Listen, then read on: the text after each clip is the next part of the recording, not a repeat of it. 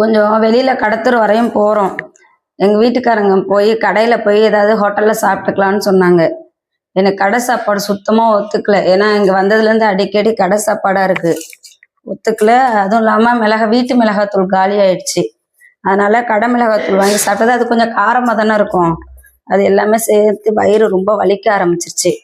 அதனால எனக்கு மட்டும் கொஞ்சமா பச்சரிசியும் பாசிப்பருப்பும் போட்டு கஞ்சா வச்சு சாப்பிட போறேன். அதுக்கு தொட்டுக்க புளித்தோவையில் அரைச்சு சாப்பிட போறேன்.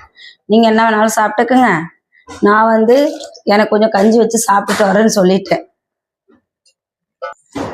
பாசிப்பருப்பு நல்லா ஊற வச்சு முளை வந்திருக்கு. முளை கட்டியா இன்னும் கொஞ்சம் இருந்தா நல்லா முளை வந்துடும். அதையும் வேக வச்சு கொஞ்சம் பூண்டு அதில் போட்டு கொஞ்சம் வெந்தயம் போட்டு ஜீரகம் போட்டு இதை நல்லா வேக வச்சு இன்னைக்கு இதை சாப்பிட போறேன். வயிறு ரொம்ப சரியில்லை எனக்கு. சரிச்சு பயிறு கஞ்சி ரெடி. இதுதான் இன்னைக்கு நம்ம வீட்டு காலை சாப்பாடு. சுத்தமா எந்த காரமும் ஒத்துக்காதுங்க. எனக்கு இப்ப இல்லை, ஒரு 5-6 வருஷமாவே காரமே எனக்கு ஒத்துக்காது.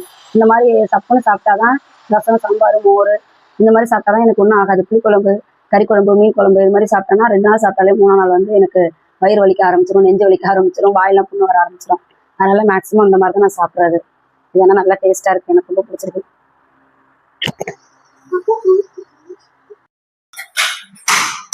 காலையிலேயே வீட்டு வேலை செய்ய வந்துருவாங்க. அதனால அவங்க வரதுக்கு முன்னாடி போயிட்டு வந்துருவாங்க நினைச்சேன். ஆனா அவங்க வந்துட்டாங்க. இப்போ என்ன பண்றது? சரி அப்பயும் போய் தான் ஆகணும். அதுக்கு முன்னாடி டீயை போட்டு அவங்களுக்கு கொடுத்துட்டு டீ கொதிச்சிருச்சு. டீயை போட்டு அவங்களுக்கு கொடுத்துட்டு அதுக்கப்புறம் போயிட்டு வரணும். வீட்டுக்கு தேவையான பொருள் தான் கொஞ்சம் வாங்கணும்.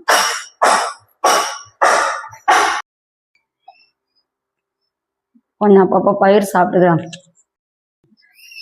நேற்று வெள்ளிக்கிழமை ஃபுல்லாக எனக்கு என்ன வேலைன்னா சமையல் வேலையே இல்லை, சமைக்கிற வேலையே இல்லை.